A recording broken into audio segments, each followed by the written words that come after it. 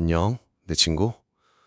여기는 너의 마음을 잠시 쉬어가게 할 작은 쉼터야. 혹시 누군가에게 억울하게 오해받아 본 적 있니? 나는 그런 적이 참 많았어.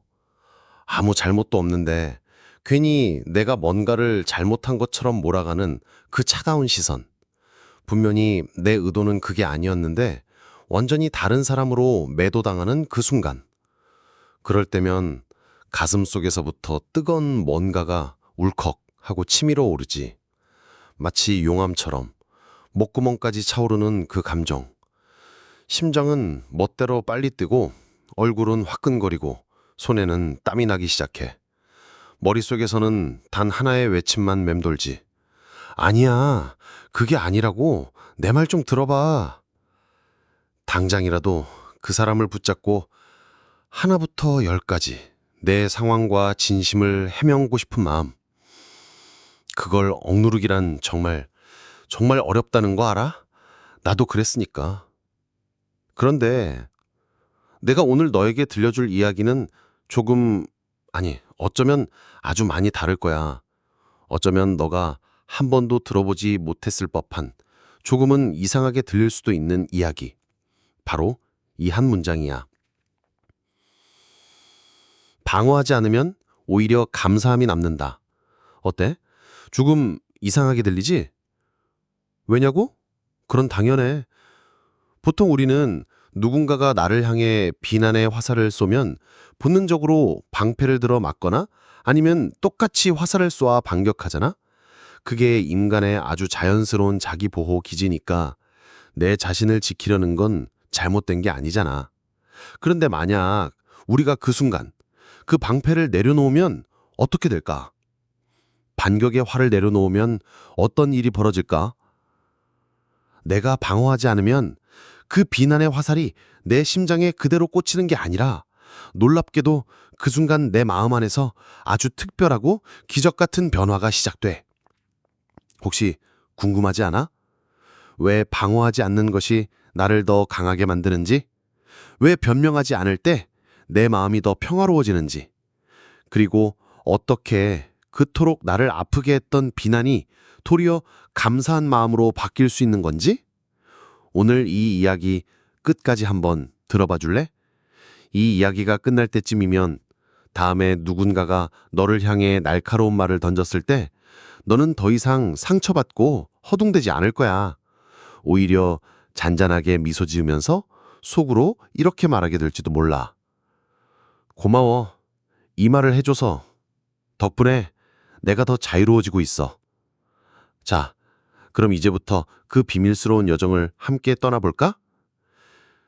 비난이 주는 첫 번째 심리적 충격. 우선 우리가 왜 그렇게 비난에 아파하는지부터 알아야 해. 적을 알아야 이길 수 있다는 말처럼 우리 마음의 작동 원리를 먼저 이해해야 하거든. 비난은 단지 몇 개의 단어 조합일 뿐인데 어떻게 우리를 하루 종일 혹은 며칠 내내 무겁게 짓누를 수 있는 걸까? 생각해봐.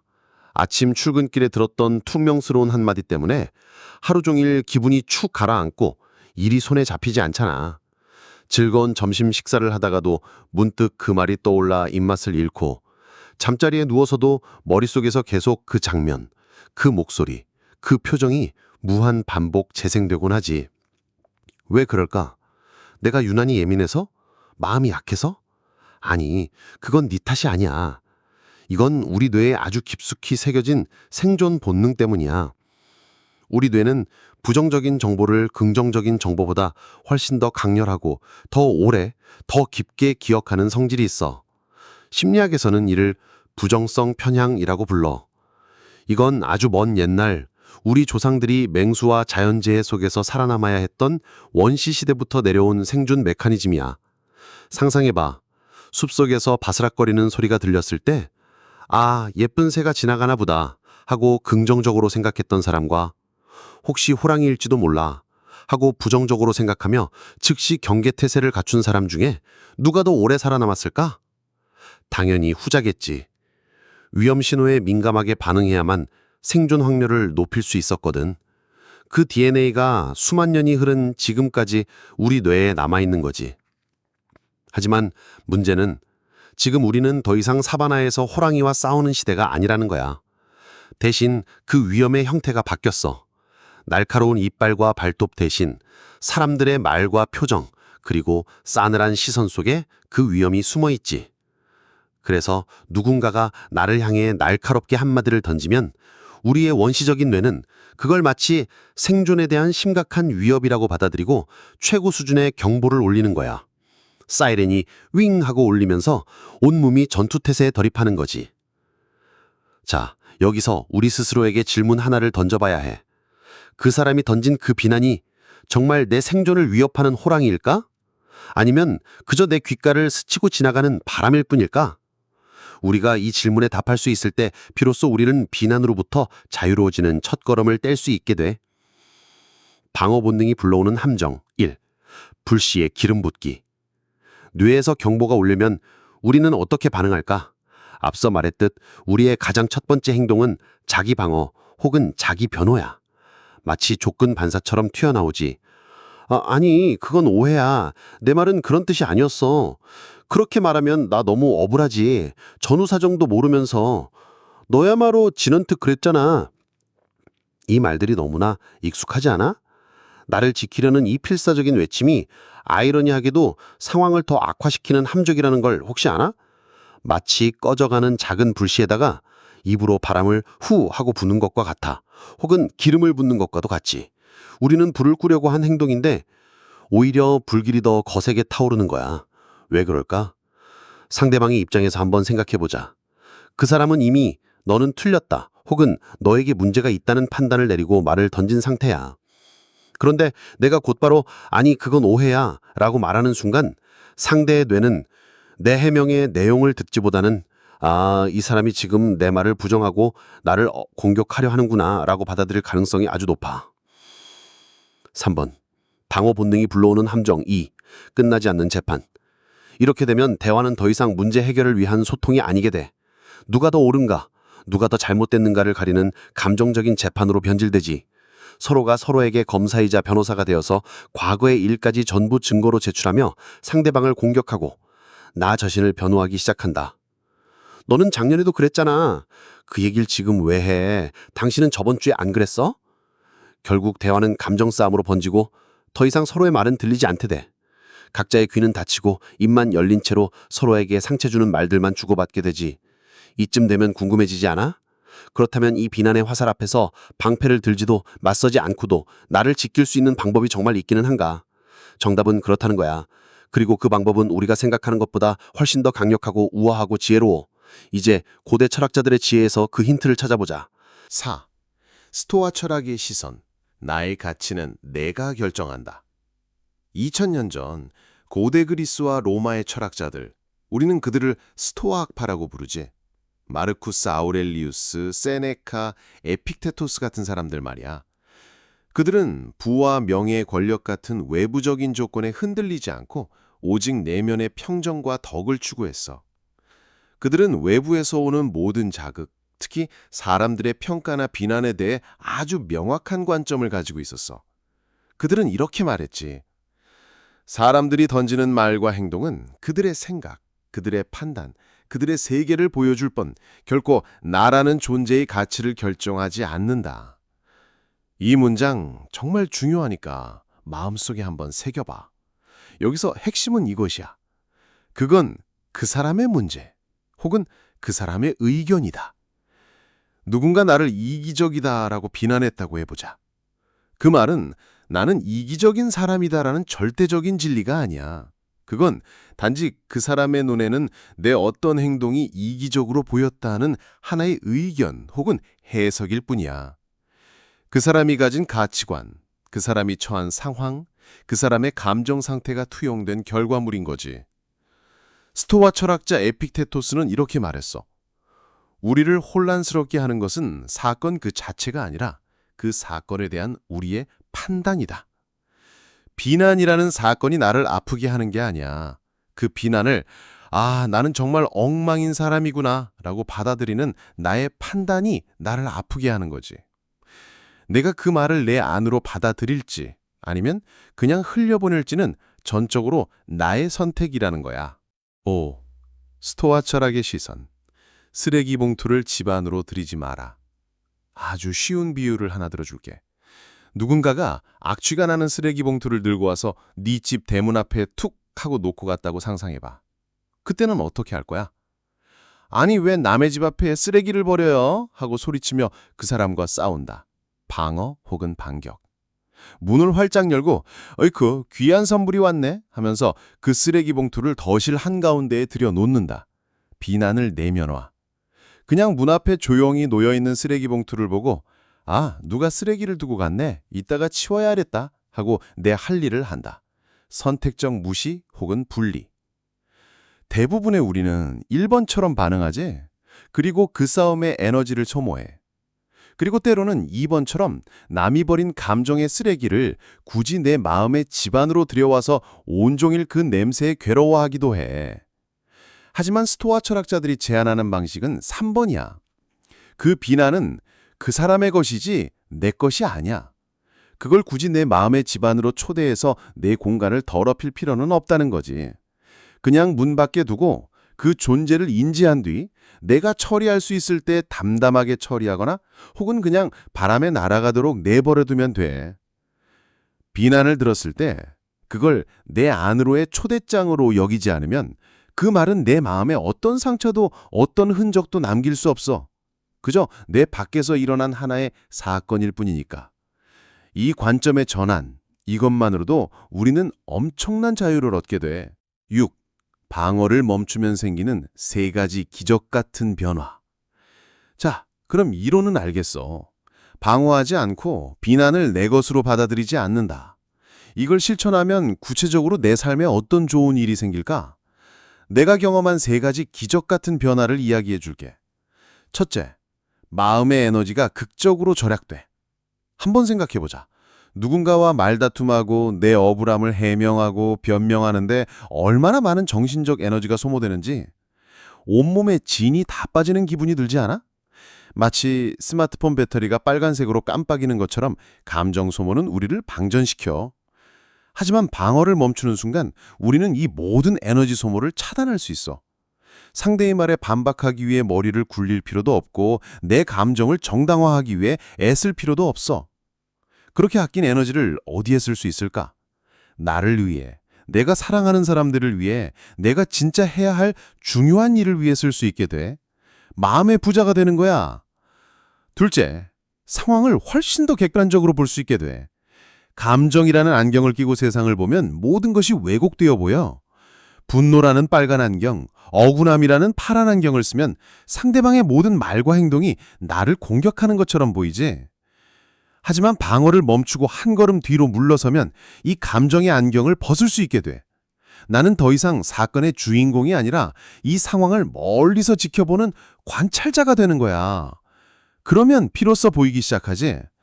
아, 저 사람이 지금 불안해서 저런 말을 하는구나. 아, 저 사람은 자신의 실수를 덮기 위해 나를 탓하고 있구나. 아, 이 말에는 저런 의도가 숨겨져 있었구나. 상황의 본질이 보이면 더 이상 감정적으로 휘둘리지 않고 현명하게 대처할 수 있게 돼.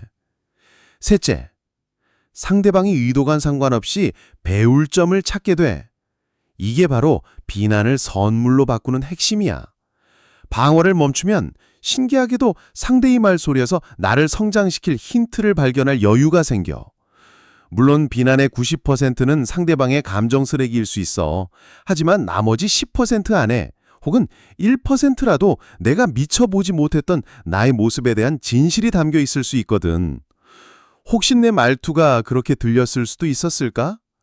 내가 무심코 한 행동이 저 사람에게는 상처가 되었을 수도 있겠구나. 이런 성찰의 기회를 얻게 되는 거야. 이건 패배가 아니야. 오히려 가장 큰 승리지. 남의 비난을 디딤돌 삼아 내가 더 나은 사람으로 성장하는 거니까. 여기서 아주 중요한 포인트를 다시 한번 짚고 넘어갈게. 방어하지 않는다고 무기력하게 모든 비난을 예, 다 제 잘못입니다 하고 맞고만 있으란 얘기가 절대 아니야. 그건 무방비 상태고 자존감을 해치는 일이야. 내가 말하는 것은 감정적으로 즉각 반응하지 않고 일단 상황을 관찰한 뒤에 나의 반응을 현명하게 선택하는 선택적 반응을 의미하는 거야. 이 차이를 이해하는 것이 정말 중요해. 7. 비난을 선물로 바꾸는 첫걸음, 경청이라는 마법. 자, 그럼 이제부터 구체적인 실천 방법을 하나씩 알아볼까? 비난을 선물로 바꾸는 첫 번째 단계는 바로 경청이야. 너무 뻔한 말이라고? 아니, 전혀 뻔하지 않아. 우리가 비난을 들었을 때 가장 먼저 잃어버리는 감각이 바로 들을 수 있는 귀거든. 상대가 나를 비난하는 말을 쏟아낼 때 우리의 뇌는 그 말의 내용을 분석하는 게 아니라 내가 이 다음에 무슨 말로 반박할까? 어떤 논리로 받아쳐야 이길 수 있을까?에만 온 신경이 쏠려. 귀는 닫히고 머릿속에서는 반격할 무기를 찾느라 분주하지.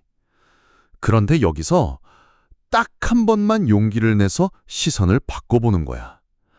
반박할 생각을 잠시 멈추고 스펀지가 물을 빨아들이듯 그 사람의 말을 그냥 한번 들어보는 거야. 이 사람은 지금 왜 이렇게 화가 났을까? 이 사람이 진짜 하고 싶은 말의 핵심은 뭘까? 이 단어들 뒤에 숨겨진 감정은 뭘까? 혹시 불안함? 서운함? 이건 옳다, 그르다를 판단하는 과정이 아니야. 이건 순수한 정보 수집 과정이야. 마치 탐정이 단서를 수집하듯이 감정을 빼고 사실과 정보를 모으는 거지. 혹시 들어본 적 있어? 세계 최고의 혁상가들은 상대방이 격앙된 감정으로 화를 낼 때 절대로 그 자리에서 같이 흥분하거나 반박하지 않는데. 오히려 몸을 앞으로 살짝 기울이고 진지한 표정으로 상대의 말을 끝까지, 아주 끝까지 경청한대. 왜일까? 그들은 알기 때문이야. 상대가 감정을 모두 쏟아내고 나면 이성의 공간이 열린다는 것을. 그리고 그 격한 감정의 폭풍 속에 상대가 진짜 원하는 것, 즉 의도와 본질이 숨겨져 있다는 것을. 경청은 동의가 아니야. 경청은 그저 존중의 표현이자 최고의 정보 수집 기술이야. 일단 들어봐. 끝까지. 그것만으로도 이미 절반은 이긴 싸움이야. 두 번째 걸음. 감정 분리. 나와 비난 사이에 안전한 벽 세우기. 자, 경청을 하기로 마음먹었어. 하지만 비난을 듣는 순간 심장이 멋대로 뛰고 어깨에 힘이 들어가는 건 어쩔 수 없지. 목소리는 떨리고 방어적인 말이 튀어나가려고 해. 이게 바로 우리 몸의 투쟁 도피 반응, fight or flight response야. 뇌가 위기 상황이라고 판단해서 일으키는 자연스러운 신체 반응이지. 이 자동 반응을 멈추게 하는 아주 효과적인 방법이 있어. 바로 나와 내 감정을 분리해서 바라보는 연습이야. 그 순간 속으로 이렇게 한번 말해봐. 마치 해설자처럼. 아, 지금 누군가가 나에게 화를 내고 있구나. 내 심장이 지금 빨리 뛰기 시작했네. 아드레날린이 나오고 있나 봐. 얼굴이 화끈거리는 느낌이 드는구나. 이건 분노라는 감정의 신체 신호지. 하지만 나는 안전하다. 이 감정은 나 자신이 아니라 내 안을 지나가는 손님일 뿐이다. 어때? 이렇게 나를 한 걸음 뒤로 빼내서 내 몸과 마음에서 일어나는 현상을 마치 강 건너 불구경하듯 바라보는 거야. 마치 영화관에서 스크린을 바라보듯이. 스크린 속에서 주인공이 위기에 처했다고 해서 관객인 내가 직접 뛰어들어 싸우지는 않잖아. 아, 저기 스크린에서 누군가가 나를 비난하는 장면이 상영되고 있네 라고 바라보는 거야. 이게 처음에는 어색하고 어려울 수 있어. 하지만 연습하면 분명히 가능해. 이 감정 분리가 성공하는 순간 신기한 일이 벌어져. 상대방이 던지는 날카로운 말이 더 이상 내 심장을 찌르는 칼이 아니라 그냥 의미 없는 소리의 파동으로 느껴지기 시작해. 소리는 내 귀를 통과해서 그냥 지나갈 뿐 내 안에 상처를 남기지 못해. 나와 비난 사이에 투명하고 단단한 방음벽을 세우는 것과 같아. 소음은 들리지만 내 공간은 여전히 고요하고 평화로운 상태를 유지하는 거지. 세 번째 걸음, 숨 고르기. 침묵이지만 역전의 힘. 첫 번째, 경청. 두 번째, 감정 분리. 그리고 세 번째 단계는 행동으로 보여주는 거야. 바로 숨 고르기, 즉 즉각 반응하지 않기. 우리가 방어하지 않고 침묵하면 대부분의 경우 상대방이 당황해. 왜? 그들은 내가 당연히 반격하거나 변명할 것이라고 예상했고 그에 대한 다음 공격을 준비하고 있었거든. 그런데 예상했던 반응이 없으니까 김이 새는 거야. 마치 허공에 주먹을 날린 것처럼. 여기서 중요한 건 바로 침묵의 힘이야. 하지만 그냥 어색하게 입을 꾹 다물고 있는 것과는 달라. 의식적으로 평화롭게 침묵하는 거야. 그 방법은 바로 호흡에 있어. 상대의 말이 끝나면 즉시 대답하지 마. 대신 속으로 숫자를 세면서 숨을 길게, 아주 길게 들이마셔. 하나, 둘, 셋, 넷. 그리고 잠시 멈추고 더 천천히, 아주 천천히 숨을 내쉬는 거야. 하나, 둘, 셋, 넷, 다섯, 여섯. 이 간단한 호흡만으로도 우리 뇌는 지금은 위기 상황이 아니구나, 진정해도 괜찮아 라는 신호를 받아들여. 흥분했던 교감신경이 가라앉고 차분한 부교감신경이 활성화되지. 이 짧은 침묵의 시간 동안 나는 두 가지를 얻을 수 있어.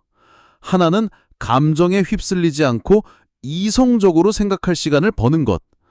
다른 하나는 대화의 주도권을 나에게로 가져오는 것. 혹시 이런 경험 해본 적 있어? 누군가 나를 향해 잔뜩 나를 세우고 쏘아붙였는데 내가 아무 말 없이 화난 표정도 아니고 그렇다고 비웃는 표정도 아니고 그냥 잔잔한 미소를 띤 상태에서 그 사람을 잠시 바라봤을 때 상대방이 오히려 아니 내 말은 꼭 그런 뜻은 아니고 하면서 말끝을 흐리거나 심지어 먼저 사과하는 경우 말이야. 그게 바로 침묵과 여유가 주는 역전의 힘이야. 가장 소리가 큰 사람이 이기는 게 아니야. 가장 평온한 사람이 이기는 거야. 마지막 걸음, 의미 찾기, 쓰레기 더미에서 보석해내기. 자, 이제 마지막 단계야. 이 단계를 거치면 비난은 완벽하게 감사의 선물로 변모하게 되는 거지. 바로 의미 찾기 또는 배울 점과 선물 찾기 단계야. 앞서 말했듯이 모든 비난에는 두 가지 면이 섞여 있어. 하나는 상대의 불안, 열등감, 잘못된 판단이 투영된 왜곡된 부분, 감정의 쓰레기. 그리고 다른 하나는 아주 작지만 내가 성장하는 데 도움이 될 수 있는 진짜 힌트, 성장의 보석. 우리가 방어를 멈추고 경청하고 감정을 분리하고 숨을 고르면 이 쓰레기 더미 속에서 보석을 캐낼 수 있는 놀라운 통찰력과 여유가 생겨. 예를 들어 직장 상사가 많은 사람들 앞에서 이렇게 말했다고 해보자. 김 대리, 이번에 올린 보고서 말이야. 이거 뭐 대학생 과제 수준이야? 너무 엉성하던데? 예전에 나라면 얼굴이 새빨개져서 이렇게 말했을 거야. 아닙니다, 부장님. 제가 밤새워가며 열심히 만든 겁니다. 어느 부분이 구체적으로? 방어, 변명. 그러면 부장님은 어디서 말대꾸냐? 라며 더 화를 내고 나는 상처만 받아. 하지만 방어하지 않기로 한 지금의 나는 일단 심호흡을 하고 내 안에 억울함이라는 감정을 관찰한 다음 이렇게 말할 수 있어. 그렇게 보셨군요. 제가 부족한 점이 있었나 봅니다. 혹시 보고서의 어떤 부분을 보완하면 부장님 생각에 더 가까워질 수 있을지 구체적으로 알려주시면 정말 감사하겠습니다. 어때? 이 말 속에는 상사의 비난, 감정 쓰레기는 일단 옆으로 치워두고 그 안에 숨겨진 보고서의 완성도를 높일 수 있는 정보, 성장의 보석을 캐내려는 의도가 담겨 있는 거야. 이렇게 접근하면 비난은 더 이상 나를 공격하는 무기가 아니야. 나의 약점을 보완하고 나를 더 유능한 사람으로 만들어주는 무료 컨설팅이 되는 거지. 스토아 철학의 대성인 로마 황제인 마르쿠스 아우렐리우스는 그의 명상록에 이렇게 썼어. 누군가의 말에서 진실을 찾을 수 있다면 기뻐하라. 그 진실은 너를 더 나은 사람으로 만들 것이니 그것은 이미 너의 이익이다. 진정한 의미의 감사함이 바로 이 지점에서 싹트는 거야. 나의 부족한 점을 알려주셔서 감사합니다. 이 마음이 진심으로 우러나오게 되는 거지. 이제 이 원칙들을 우리 삶의 구체적인 장면에 한번 적용해보자. 사례 1. 직장. 중요한 프로젝트 회의 중이야. 팀장님이 갑자기 나를 지목하며 말해. 박 대리, 지난번에 클라이언트한테 보낸 메일 말이야. 내가 그렇게 보내지 말라고 했는데 왜 그렇게 처리했어? 그것 때문에 일이 복잡해졌잖아. 모든 팀원들의 시선이 나에게 쏠리고 분위기는 싸늘해져. 예전의 나, 얼굴이 달아오르며 팀장님, 그건 오해입니다. 그때 팀장님께서 지시하신 내용대로. 끝나지 않는 책임 공방, 팀 분위기 악화. 방어하지 않는 나. 일단 1초간 침묵, 심호흡. 내 안에 억울함이라는 감정을 관찰. 아, 제가 보낸 메일 때문에 일이 복잡해졌군요. 죄송합니다. 일단 상황을 인정. 제가 팀장님의 의도를 잘못 파악한 부분이 있었던 것 같습니다. 앞으로는 이런 일이 없도록 메일을 보내기 전에 꼭 팀장님께 먼저 확인받도록 하겠습니다. 대안 제시. 혹시 지금 복잡해진 상황을 해결하기 위해 제가 도울 일이 있을까요? 문제 해결에 집중. 이 한마디는 상대의 화를 가라앉히고 대화의 초점을 과거의 잘잘못에서 미래의 해결책으로 옮겨놓는다. 나는 말대꾸하는 부하 직원이 아니라 책임감 있고 문제 해결 능력 있는 직원으로 다시 포지셔닝 되는 거야. 그리고 그날 이후 나는 그 팀장과 오히려 더 깊은 신뢰를 쌓고 원활하게 소통할 수 있었어. 사례 2. 가족. 가족에게서 받는 비난은 이상하게 더 깊은 상처를 남기지 가장 가까운 사람이니까. 퇴근하고 집에 돌아온 나에게 배우자가 퉁명스럽게 말한다고 해보자. 당신은 어떻게 된 게 맨날 자기 생각만 해. 애들은 내가 다 보고 집안일도 나 혼자 다 하고 당신은 그냥 이 집이 호텔이야? 예전에 나 같이 화를 내며 뭐? 내가 자기 생각만 한다고? 누구 때문에 아침부터 밤까지 밖에서 힘들게 일하는데 당신은 내가 편한 줄 알아? 집안은 전쟁터로 변하고 며칠간 냉전 시작.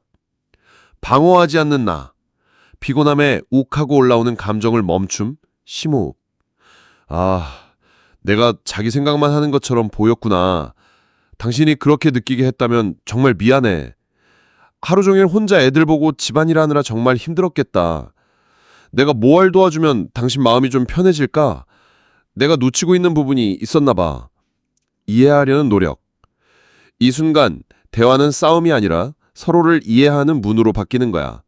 배우자가 진짜 원했던 건 내가 집안일을 더 하는 것 이전에 자신의 힘듦을 알아주고 공감해주는 따뜻한 말 한마디였을지도 몰라. 방어를 멈추자 비로소 그 사람의 진짜 속마음이 들리기 시작한 거지. 8번. 방어하지 않는 태도의 진짜 힘과 실천 팁 정리. 내 친구야, 이제 거의 다 왔어. 기억해. 방어하지 않는 것은 내가 약해서가 아니야. 내가 적기 때문은 더더욱 아니야. 오히려 내면이 바위처럼 단단하고 자기 자신에 대한 깊은 신뢰를 가진 사람만이 할 수 있는 가장 고차원적인 선택이야. 그건 마치 거대한 바위가 수천 번의 파도에도 흔들리지 않고 제자리를 지키는 것과 같아. 남들이 던지는 비난이라는 파도에 휩쓸려 다니는 것이 아니라 나라는 존재의 중심에 깊이 뿌리를 내리고 있다는 가장 강력한 증거지. 이 태도는 결국 다른 사람들이 나를 함부로 대하지 못하게 만들어 오히려 나를 더 존중하게 만드는 힘으로 돌아온다. 왜냐하면 나는 상대의 감정적인 공격에 휘둘리지 않고 내 중심에서 내 평온함 속에서 나의 반응을 스스로 선택하는 주체적인 사람이니까. 사람들은 그런 사람에게 본능적으로 경외감을 느끼게 돼. 자, 오늘 우리가 함께 걸어온 이 긴 여정을 4가지 실천 팁을 정리해볼까? 다음에 비난의 화살이 날아올 때 이 4가지를 주문처럼 외워봐. 하나, 경청하기. 반박할 생각을 멈추고 탐정이 되어 끝까지 듣는다. 둘, 감정 분리하기. 나와 내 감정을 떨어뜨려 영화 보듯 관찰한다. 셋, 숨 고르기. 즉각 반응하지 말고 깊은 호흡으로 침묵의 시간을 갖는다. 넷, 의미 찾기. 감정 쓰레기 속에서 나를 성장시킬 보석을 찾아낸다. 이 네 가지만 꾸준히 연습하고 익히면 세상 그 어떤 비난도 더 이상 너에게 상처를 주지 못할 거야. 오히려 너의 삶을 더 아름답고 정교하게 다듬어주는 고마운 조각칼이 될 거야. 마무리. 고마워. 덕분에 내가 더 단단해지고 있어. 이제 이야기를 마칠 시간이야, 내 친구. 다음번에 누군가가 너에게 상처 주는 말을 하더라도 너무 아파하거나 억울해하지 말자. 그 순간을 내가 더 성장하고 자유로워질 수 있는 감사한 기회로 바꾸어 보는 연습을 시작해보자. 기억해. 네가 방어의 벽을 쌓지 않으면 그 비난의 말은 네 마음속에 머물 자리를 찾지 못하고 그냥 스쳐 지나갈 거야. 대신 너는 그 자리에서 엄청난 자유를 얻게 될 거야. 상황을 객관적으로 보는 지혜를 얻고 때로는 그 안에서 새로운 배움과 깨달음이라는 값진 선물을 발견하게 될 거야. 마지막으로 이 말을 내 마음에 꼭 새겨두길 바래.